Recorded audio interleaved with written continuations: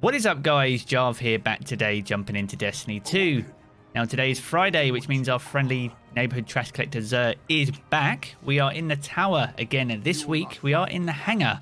It took me about 12 attempts to get XUR to appear this week, so be persistent. He is definitely here. It just may take a few tries. But with that being said, let's get on with it and see what goodies he's got. Ooh, slightly different layout here.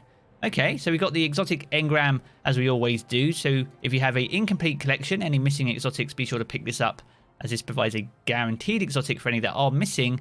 And if you have a full set already, like myself, then it will provide a random piece of exotic armor instead, hopefully with some higher stat rolls. You can use legendary shards or an exotic cipher, and if you don't have one of those, you can complete this quest to get one. Quick skim then, so we have Hardlight as the weapon of the week, Young Amankara's Spine for you hunters, Dune Marchers for you Titans out there, and Felwinter's Helm for you Warlocks. Quick look then, so we have Volatile Light as the intrinsic trait. 2 rounds fired from this weapon have reduced damage fall off and over-penetrate targets and ricochet off hard surfaces. Projectile damage increases after bounce. One of the best, and still one of the best, 600 RPM autos in the game. Not as potent as it used to be. It did get a nerf when it was literally the king of autos a few seasons back, but it's still very strong, and being able to rotate through elements makes it very good for PvE too. So if you don't have it, I definitely highly recommend you come grab it. Young Amankara then for you hunters. We've got the Solar Affinity 62 stat weighted towards resilience and discipline here this week.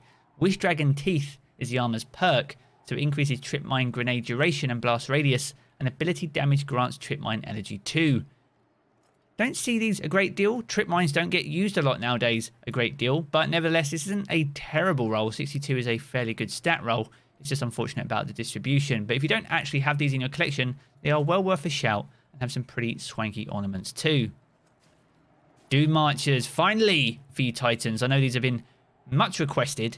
So we've got the Arc Affinity and the 61 stat weighted towards resilience and strength, so you're going to need to bump up that mobility a little bit.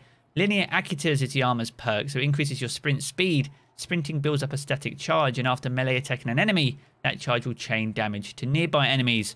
When I was running Titan last season, I never took these off. They are that good. They're good inside PvE and PvP. At the moment, they are a little bit bugged though. This perk may not proc as consistently as it should do. Bungie are aware and are looking into it.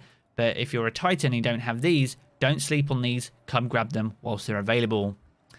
And lastly, Felwinter's Helm. We've got the Void Affinity, the 60 stat, which has got a heavy distribution towards mobility, discipline, and strength, which isn't terrible for the armor's perk here, actually.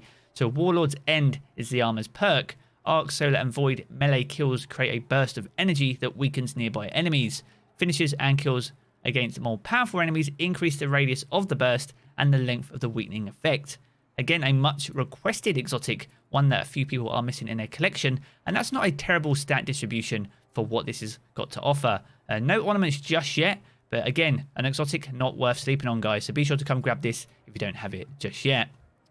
So there we are, a roundup of XUR, finally, after taking like 12 attempts to finding him in the tower this week. But nevertheless, I'll be back a little bit later with a full breakdown of trials with this guy over here, so be sure to keep an eye out for that. If you have enjoyed this video though, be sure to leave a rating down below. That super helps me out here on the channel.